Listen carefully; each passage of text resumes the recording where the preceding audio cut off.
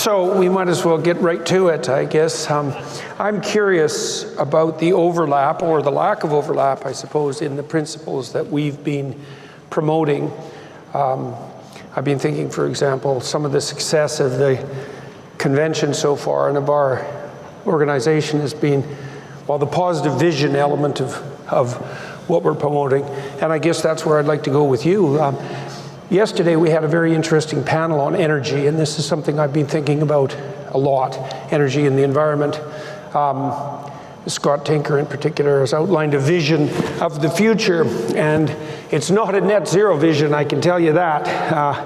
It's a vision where we cooperate to do everything we possibly can to drive energy prices down as low as they can possibly be, using everything at our disposal, right? Nuclear, coal, gas, oil, solar, wind, whatever can compete, because the most effective way of enriching the absolutely poor and likely of serving long-term environmental needs is to make people wealthy, so they can afford to care about the future, especially in the developing world. And so I'm kind of wondering, you have an opportunity now, because the right is split in the UK, to really hash things out on the conservative side. And this sort of thing happened a bit in Canada. And that means that it's possible now for conservatives to push the envelope. And I'm really curious about your view on, it isn't exactly even on net zero, which I think is an appalling policy, to get that right out on the table. But more than that, it's like,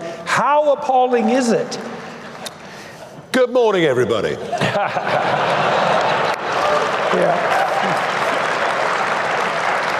Yeah. Old-fashioned upbringing, couldn't help it. First things first, the right is not split in this country.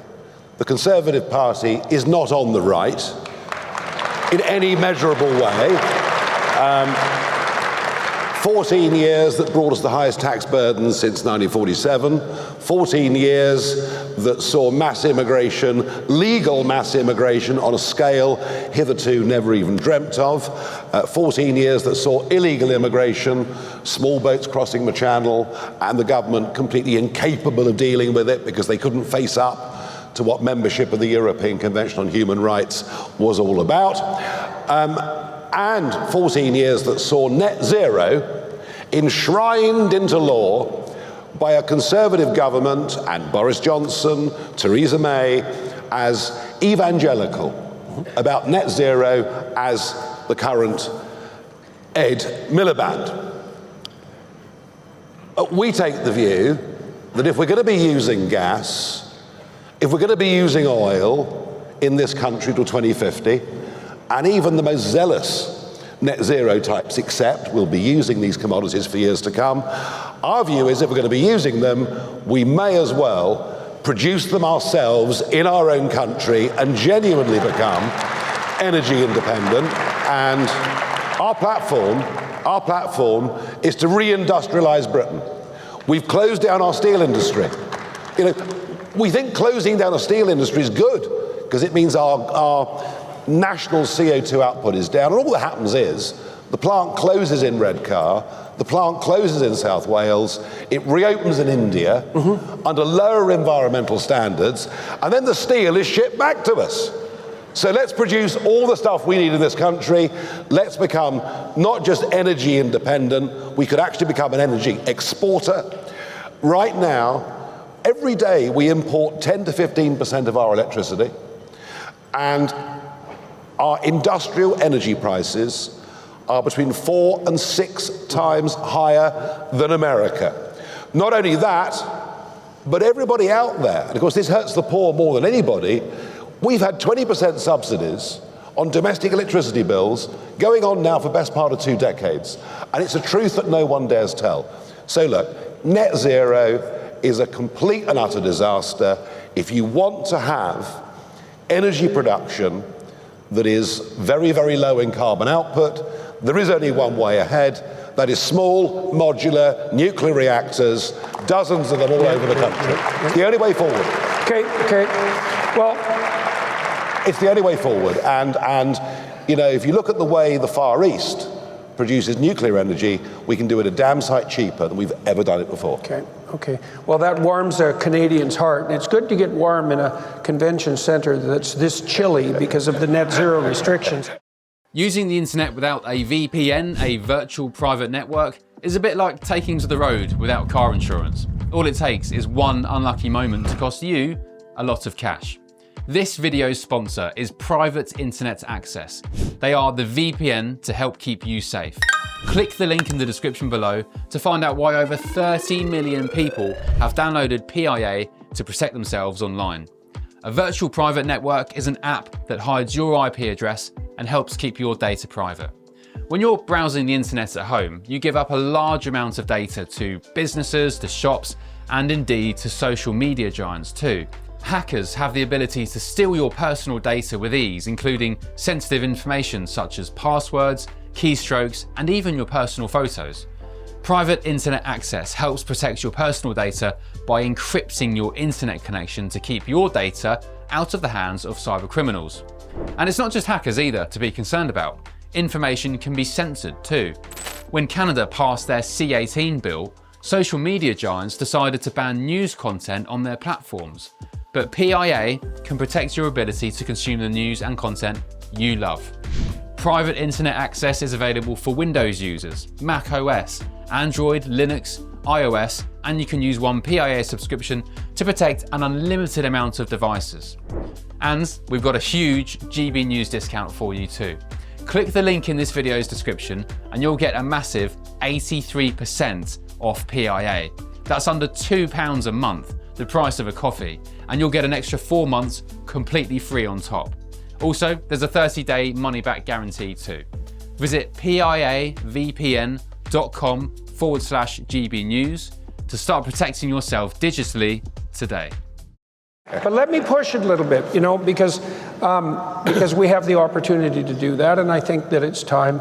You talked about at least until 2050, and one of the things I've been discussing with my fellow Canadians, let's say, is the fact that maybe it's time to stop our obsession with carbon altogether, and so I'm going to say something relatively radical, and let's just play this out and see how it goes. So, I've reviewed a lot of scientific papers. Now, they're not climate papers, but I'm a reasonable hand at separating the wheat from the chaff on the scientific front. And when I look at the carbon data, there is one fact that leaps out to me. In my experience with scientific data is that there's usually one or two major facts and a bunch of trivial sub-facts that more or less you can ignore. As far as I can tell, the most stunning effect of carbon, atmospheric carbon, that has been recorded scientifically is the effect of carbon on plant growth. Right. And we know this. Look, in the last 25 years, thereabouts, 20% of the Earth's surface is greened. 20% is a lot. It's a lot. It's an area equivalent to twice the size of the continental US, so that gives you a quick picture of scale.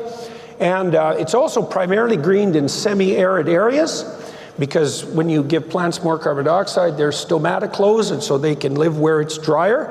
And so the deserts are shrinking, not growing, which is exactly the opposite of what we were told was going to happen. And crop yields are up, something approximating 10 to 13%. So that's not bad, that's good.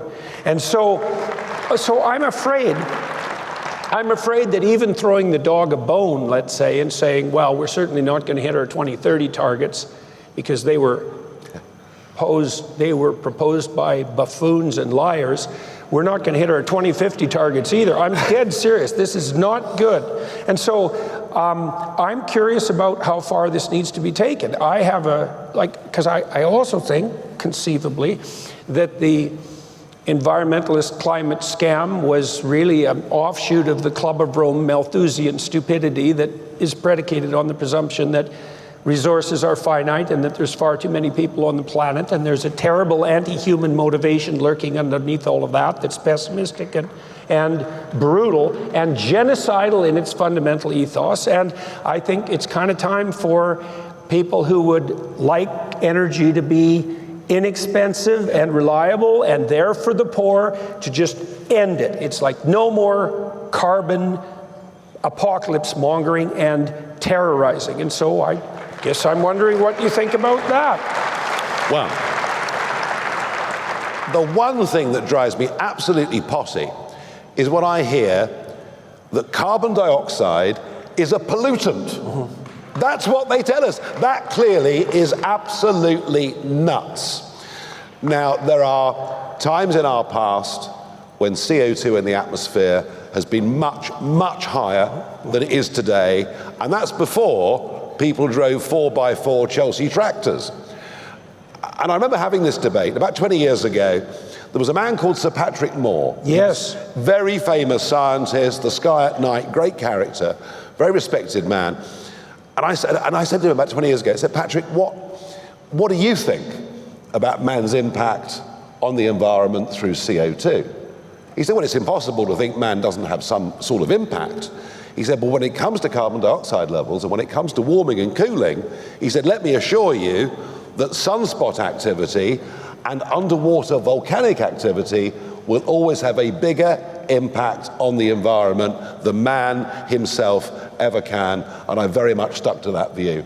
So I'm not a scientist. I can't tell you whether CO2 is leading to warming or not, but there are so many other massive factors. And Jordan, I was told that of all the CO2 that's produced every year in the world, only 3 to 5% of it is produced by mankind. So we do, as you rightly say, need to get this debate into a sense of perspective.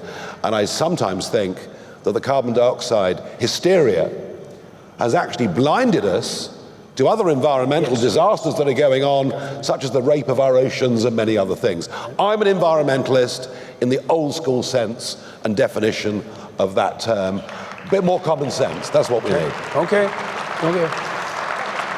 All right, so I'm going to harass you about one other issue too. I think we'll focus on 2 out of our 5 platforms. So the principle that we've founded ourselves on that actually produced the most internal dissent in our organization was our family policy.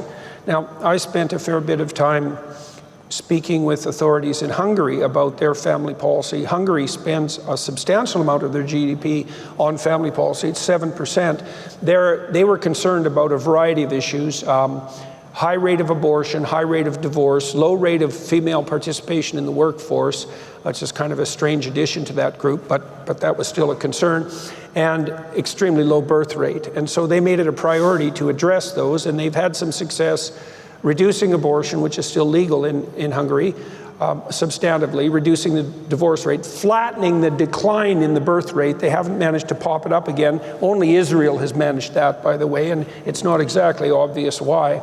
And we argued this out amongst the ARC members, and our consensus by the end was that the core of civilization as such, and the Western civilization that we're attempting to reinvigorate, let's say, is, first of all, a circle of tolerance, okay? So we'll make that the a priori axiom, but then a commitment to long-term, stable, married, monogamous, heterosexual, child-centered marriages. And so now that's a fairly restrictive ideal. You know, ideals are restrictive. And, you know, we're all cognizant of the fact that within our own families, for example, 40% of our siblings, let's say, are likely to be divorced, that there's no shortage of single mothers, that homosexuality and homosexual couples exist, and that there's going to be deviations from the norm. But I'm curious, again, like in your view,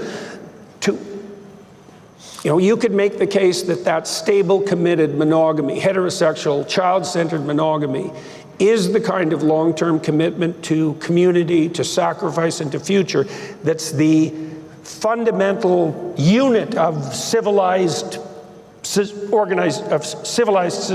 And so I'm curious, Mike, what do you think about that? Well, I may not necessarily be the best advocate for monogamous heterosexuality or stable marriage, having been divorced twice. Yeah. But do I think family matters? Jordan, on the 3rd of June last year, as I was coming into London by car to go back into politics, having left it a few years before, my ambition was to get the United Kingdom to be a self-governing, independent nation. And for many, many years, I was pretty much on my own fighting that battle. The day we left the European Union, I thought, right, I've done my job. And that day on the 3rd of June, when I was coming back, thinking, well, this really rather comfortable, lovely life I've got is about to disappear, I thought, why am I doing it? And I came up with 3 words: family, community, and country. They're the things that matter to me above absolutely everything.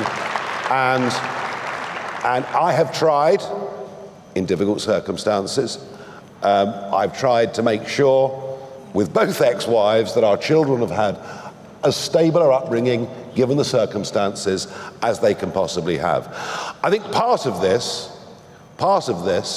and this is important, about who we are as a country and who the West is, we've kind of forgotten that what underpins everything is our Judeo-Christian culture. And that's where we need to start.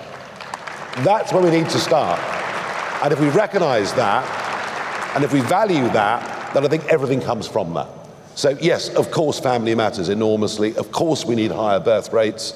But we're not going to get higher birth rates in this country until we can get some sense of optimism.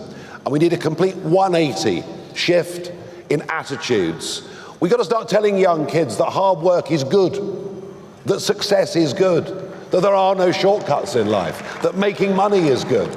And what I see is we sort of disincentivize young people, and to think that another 1 million young people since the start of the pandemic are on disability benefits because they're suffering from depression and the doctors sign them off. We need some very, very big cultural changes. We've got to get that spirit, that sense of optimism back in the country. We had it in the late 1980s. We actually had it through much of the 1990s. That's what we have to recapture. And frankly, being led as we are God, doesn't Rachel Reeves just make you want to reach for the cry tissues? It's all so miserable. It's all so declinist. Frankly, the Conservatives have been no better. We need a change of attitude in Britain. And if we get that right, people will have more kids. Yeah. All right. Well, that was short and sweet, and there's obviously many other issues that we could discuss, and no doubt will, but I would like to thank you very much for coming and talking to us today, and to letting me harass you about these issues. It's very good to talk to you, sir. Thank you, George. Yeah, good luck. Thank you, everybody.